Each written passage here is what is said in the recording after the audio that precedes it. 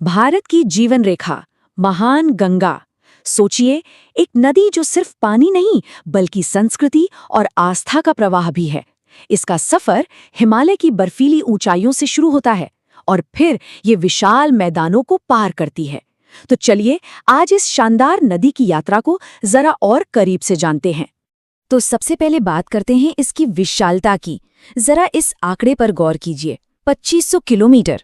जी हाँ, ये नदी 2500 किलोमीटर से भी ज्यादा लंबा सफर तय करती है। ये दूरी ही इसके गहरे महत्व और प्रभाव का अंदाजा देती है ना। और देखिए, यही विशाल दूरी, ये 2500 किलोमीटर का सफर गंगा को बनाती है भारत की सबसे लंबी नदी। ये सिर्फ एक नदी नहीं है, ये अपने रास्ते में पड़ने वाले देश के एक बहुत बड़े हिस्से को सींचती है, उसे जीवन देती है। तो सवाल ये उठता है कि आखिर इस महान नदी की कहानी शुरू कहाँ से होती है? इसका सफर शुरू होता है राजसी हिमालय की गोद से। अब यहाँ एक दिलचस्प बात है, गंगा ना किसी एक अकेली धारा के रूप में जन्म नहीं लेती। असल में इसका निर्माण होता है दो प्रमुख नदियों के पवित्र संगम से। ये संगम होता है उत्तराखंड के देवप्रयाग में, और वो दो नदियां हैं भागीरथी और अलकनंदा। जब ये दोनों मिलती हैं तब बनती है गंगा। ठीक है, तो अब पहाड़ों से उतरकर गंगा प्रवेश करती है भारत के विशाल मैदानों में, और यहीं से इसकी यात्रा का एक बिल्कुल नया अध्याय शुरू होता है। तो ये कहाँ से होकर गुजरती है?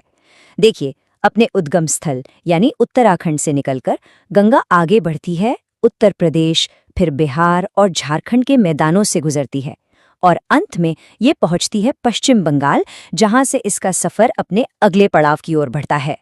अब देखिए, गंगा का ये सफर कोई अकेला सफर नहीं है।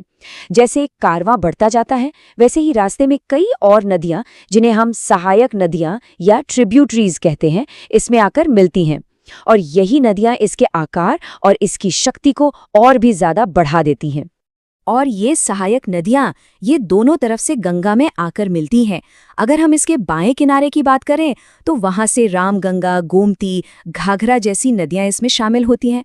तो वहीं दाएं किनारे से यमुना और सोन जैसी विशाल नदियां आकर इसमें विलीन हो जाती हैं। यमुना तो खुद ही एक बहुत बड़ी नदी है।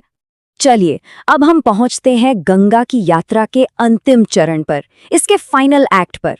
यहाँ जब ये नदी समुद्र के पास पहुंचती है तो एक बहुत बड़े बदलाव से गुजरती है।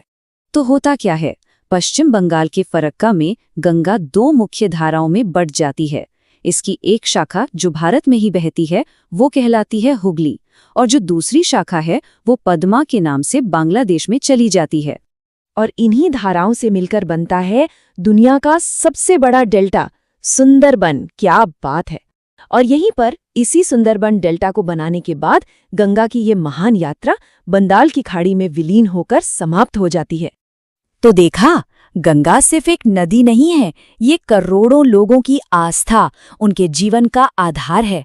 सच कहें तो इसकी यात्रा भारत की आत्मा की कहानी कहती है। और हाँ, इस सफर से जुड़ा एक दिलचस्प सवाल, क्या किसी को पता है कि भारत का राष्ट्रीय जलीय जीव कौन सा है? सोचिए जरा, इसका जवाब भी ना इसी महान नदी में ही बस